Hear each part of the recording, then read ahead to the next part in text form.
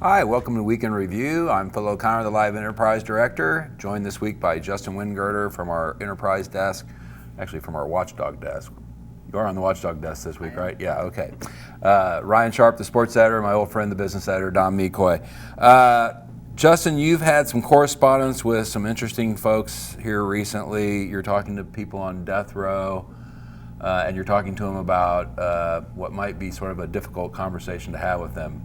You have a story this Sunday. Tell us a little bit about what that story says. Yeah, I mean, an unusual topic, but for people on death row, I mean, the question is, how are they going to die? How will the state kill them? And the most recent idea seems to be nitrogen gas. And so the state's still coming up with this protocols for doing that. And I talked to 7 inmates on death row about their thoughts on nitrogen gas, which has never been used in execution before. And let's back up a little bit. How did you reach out to these folks, and what was the approach you used? And were these the only 7 that you reached out to, or were there more? Well, there are about 40, close to 50 people on death row, and I reached out to all of them.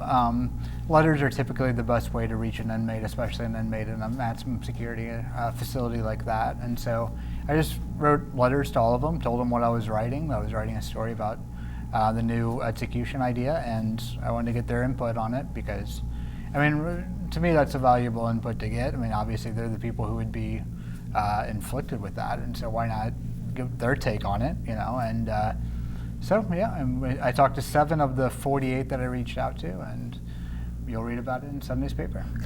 Just briefly, were there any common themes among them when they discussed it, or? It was a wide range of opinions, which was really interesting. You had some people who thought it was better than lethal injection, who were pretty on board with it, really. You had others who were quite concerned because it's untested, and this is a state with a recent history of botched executions, and they are concerned about what would happen, what that's going to feel like, and what they'll feel before it's all over.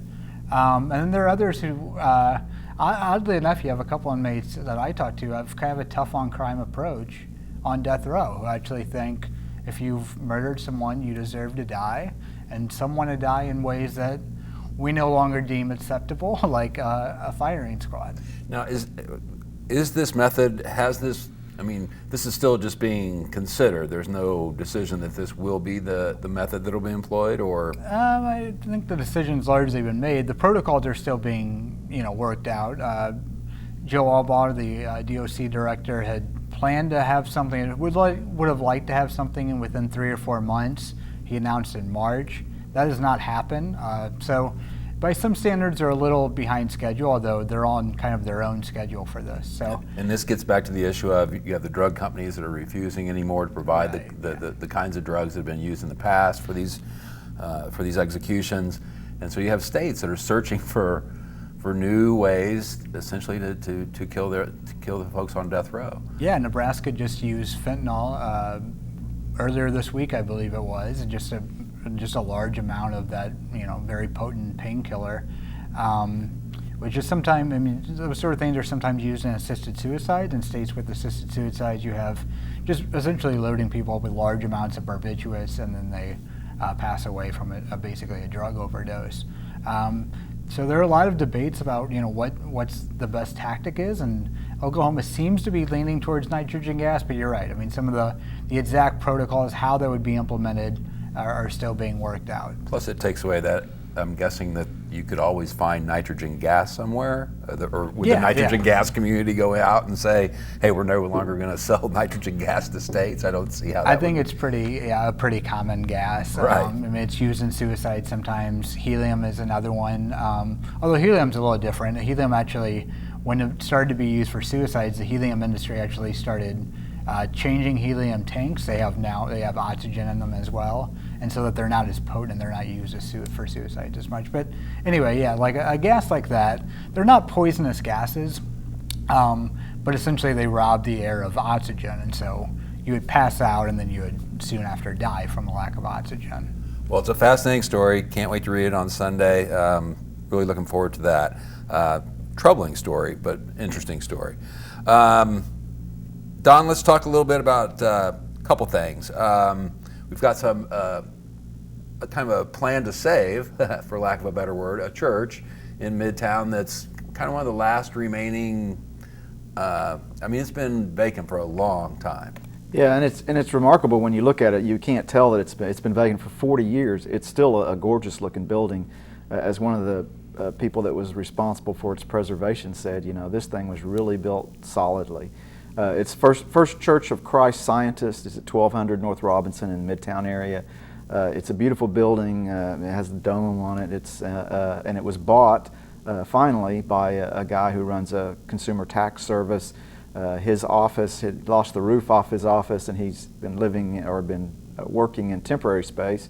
He bought the place. He's going to move his business over there, and then some of the rest of the building. It's a pretty good sized building. They're looking at several different plans, probably put some apartments or a condo or something in there as well.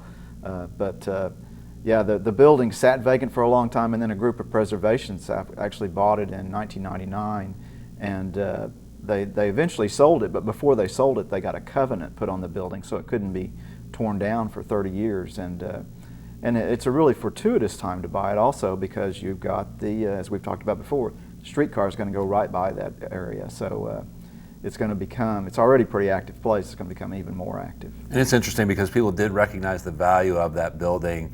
It has stood vacant, but like you said, there was a group that stepped forward and realized, hey, we want to do what we can, and if I understand correctly, they put some money into it to sort of, you know, make sure it didn't leak too badly, or, you know, just enough to keep it going, essentially, to keep the bones of the building intact until somebody could come along like this fellow.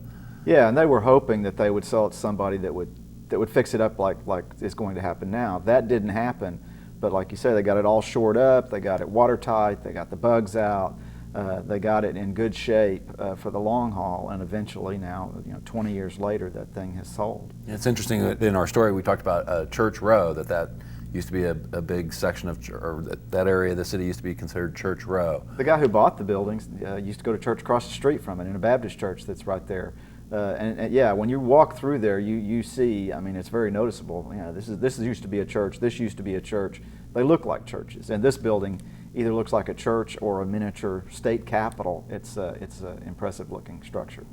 And then this weekend we have Steve Lackmeyer talking about a major historical event in this city and until I read a story earlier this week on the anniversary, I didn't really actually realize that the sit-ins that occurred in Oklahoma City, led by Clara Luper, actually took place 2 years prior to the counter sit-ins that I guess most of us are most familiar with when you read civil rights history, the Woolworth counter sit-ins and things like that.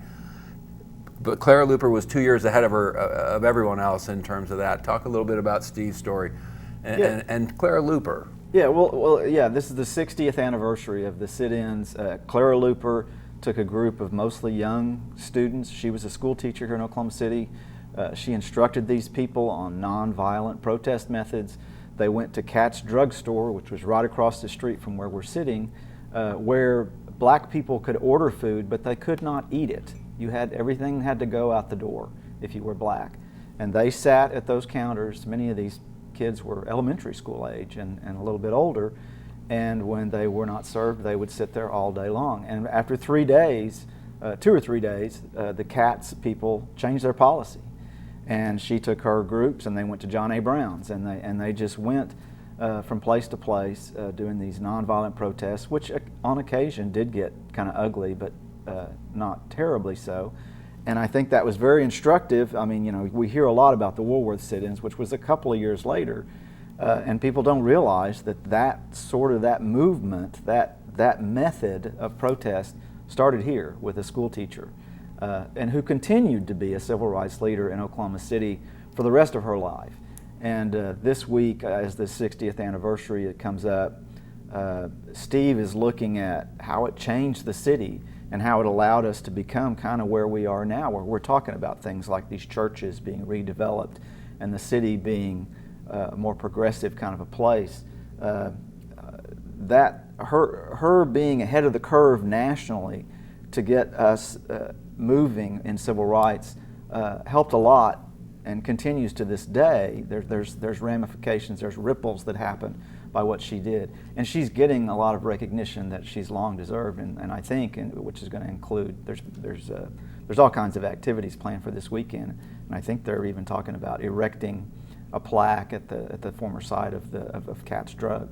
Yeah, and Kelsey Slaughter wrote a story when she was here this summer, just ran a week or so ago, that there's even an effort underway to try and get like the Smithsonian or to try and sort of address the issue in their displays and stuff on the civil rights era, again, that Oklahoma City was ahead of some other folks that sort of get a lot of credit for breaking a barrier that obviously needed to be broken.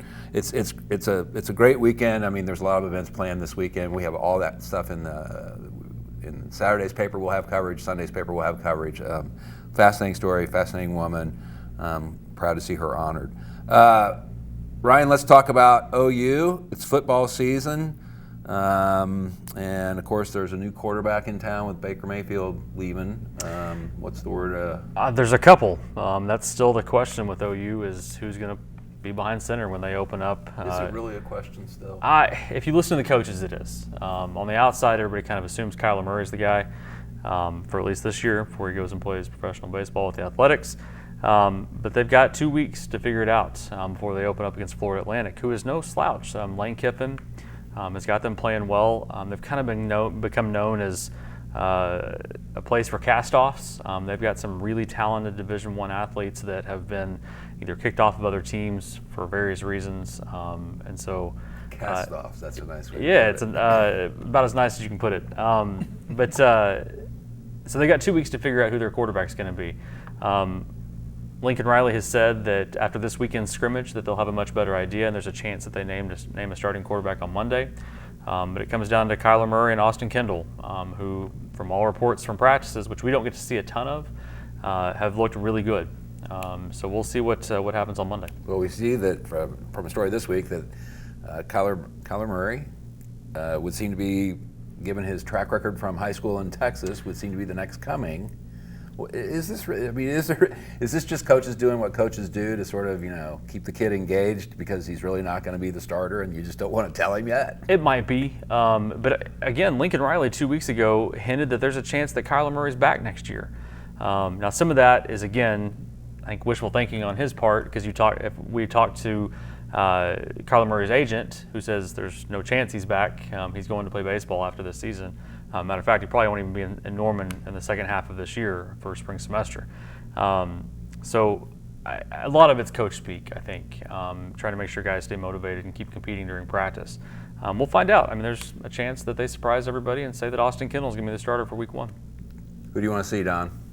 Oh, I mean, I don't know much of any. I've never seen Austin Kendall play, but Kyler Murray is pretty exciting.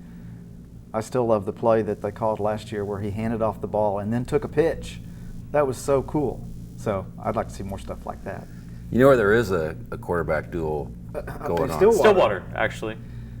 Yeah. Is there one going on up there? Maybe. Okay, what's going on up there? Again, kind of the same situation. Everybody kind of assumes that Taylor Cornelius is going to be the guy. Fifth-year senior, former walk-on, was Mason Rudolph's backup the last couple of years. And even the coaches have said that as of right now, the plan is to go in with him as their starter. Now there's 2 guys on campus that are both really good. Drew Brown, a transfer from Hawaii, and then Spencer Sanders, a freshman out of Texas, who have been fairly impressive during fall camp. The interesting part about why this year is different than most years, with this new redshirt rule, technically you could play a guy 4 games and still redshirt him. So you've got a 12-game regular season, and OSU has 3 quarterbacks. We've joked with Gundy a little bit whether or not he could play 3 different guys, 4 games apiece, and redshirt 2 of them at least, and have them both come back for next year. He said that that's not likely how they'll use that rule. They're kind of unsure how they're going to do it, but there's every chance we see all 3 guys play at some point this year, and then 2 of them be back next year. I wonder if Coach Snyder knows about that rule. I'm sure they all know. We've ran a couple of stories that a lot of those guys don't know how they're going to use the rule yet. Interesting. Well, it's going to be a fascinating year. I'm really looking forward to the Big 12 season. I'll leave it at that. We'll talk more as the season develops. We have news, sports. We even do weather if we need to on certain days if it's bad. We have all that stuff. We have it on the website. We have it in the newspaper. subscribe. You can tailor your online experience to get the news that you want. There's a lot to look at and see. Check us out. We'll see you next week.